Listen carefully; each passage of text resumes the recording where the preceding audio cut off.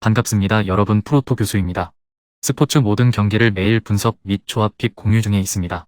영상에 공개되지 않는 정보들도 정보방에 입장하시면 확인하실 수 있으니 참여를 희망하시는 분들은 영상 하단 고정 링크를 통해서 아무 조건 없이 자유롭게 참여가 가능하니 많은 참여 부탁드리겠습니다. 또한 가족방 참여 시 초보 베터 분들을 위한 소정의 베팅 지원금까지 제공 중입니다. 훌륭한 분석과 조합픽까지 매일 제공 중이니 서둘러 하단 고정 댓글 누르신 후 연결되는 페이지 한 번 더 클릭하시고 채팅 걸어주시면 상세하게 안내 도와드리겠습니다. 첫 번째 경기는 위트레흐트 대 포르투나 한번 살펴보겠습니다. FC 위트레흐트는 최근 맞대결에서 경기를 지배하고 있습니다. 지난 5년간 3대4 역전승을 포함해 시타르트를 상대로 우승을 거뒀습니다.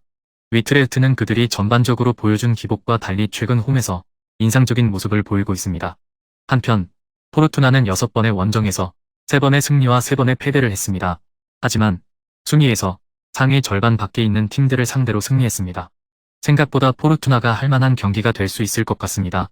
위트레흐트가 주중 경기를 치르고 대패했는데 로테이션을 돌린 것이 아니라 주전들을 대부분 투입하면서 졌기 때문에 상당히 출혈이 큰 상황입니다. 위트레흐트 같이 실리적인 팀을 상대로 시타르트가 경기력은 꽤 괜찮은 수준을 유지했고 첫 맞대결에서도 난타전 양상을 만들면서 석패하는 등 위트레흐트의 체력적인 위기를 이용한다면 시타르트도 가능성이 없지는 않죠. 두 번째 경기는 피테서 대 알크마를 한번 살펴보겠습니다. 피테세는 리그에서 우승 8무 10패로 13위에 머물러 있습니다. 홈과 원정 성적 차이가 크지 않았지만 홈에서 공수 균형이 다소 무너지는 양상을 보였습니다. 최근 리그 2경기에서 볼렌담과 아약스의 연패를 당하며 분위기가 좋지 않습니다. 백업 미드필더 다비 프로페르 외에는 별 다른 부상자가 없다는 건 위안거리입니다. 알크마르는 14승 5무 4패로 리그 3위다. 2위 아약스와 2점, 4위 PSV와 1점 차이밖에 나지 않는 상태로 순위 경쟁이 치열한 상황입니다. 원정에서는 8승 1무 3패로 꽤 준수한 성적을 거뒀는데 월드컵 휴식기 이후에는 페에노르트 원정에서만 패했습니다. 수비수 샘 베케마, 막심 데커, 바노센, 바조어, 미드필더 다니드, 위트가 부상으로 미드필더 요르디 클라시에가 경고 누적 징계로 결장하는 점은 불안 요소입니다. 최근 10차례 맞대결에서는 알크마르가 4승 3무 3패로 우위를 점했습니다. 다만 비테세도 홈 5경기에서 3승 2무로 패배가 없었다는 점은 고려해야 합니다. 리그로만 국한해도 17-18 시즌 2대1 승리 이후 원정 승리가 없는 알크마르입니다. 이번에는 그 징크스를 깰 가능성이 높습니다. 다득점 양상이 점쳐지는 경기입니다. 영상에 리뷰하지 않은 경기들은 최종 분석 후 정보방에서 공유 중이니 꼭 참여하셔서 최종 분석 확인하시길 바라겠습니다.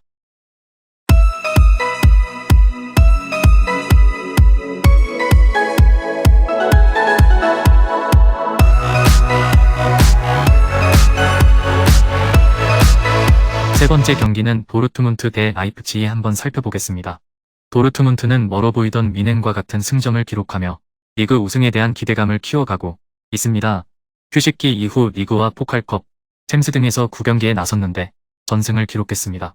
다음 주 중에 첼시 원정이 있긴 하지만 1차전 승리를 안고 나서는 일정이기에 굳이 라이프치히 상대로 로테이션을 가동하진 않을 것입니다. 스폴터백과 게레이로, 쥘레의 수비진이 그대로 출전할 것이고 알로와 브란트가 공격을 주도할 것입니다. 라이프치히도 휴식기 이후 페이스가 나쁘지 않습니다. 우니온에 패하긴 했지만 슈투트와 볼프스, 프랑크푸르트 등을 제압하고 선두 경쟁을 이어가고 있습니다.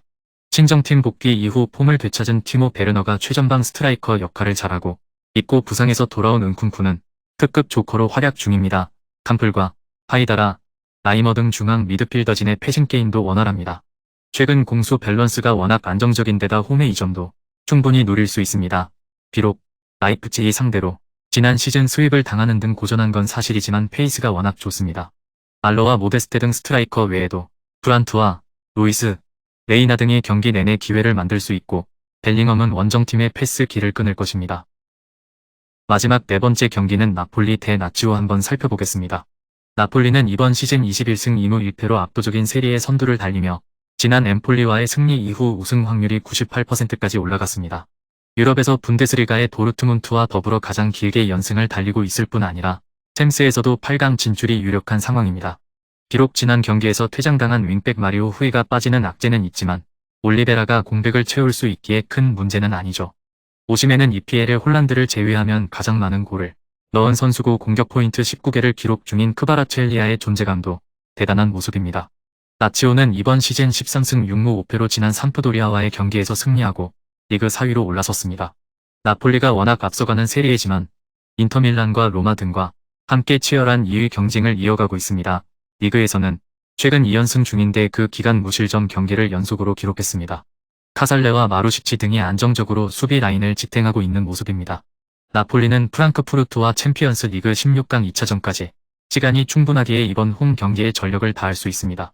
라치오는 바시치와 밀린코비치 사비치 등 정상급 중앙 미드필더들을 앞세워 홈팀의 공세를 막아내려 하겠지만 지엘린스키와 앙비사 등의 공세를 90분 내내 제어하긴 어려워 보여집니다.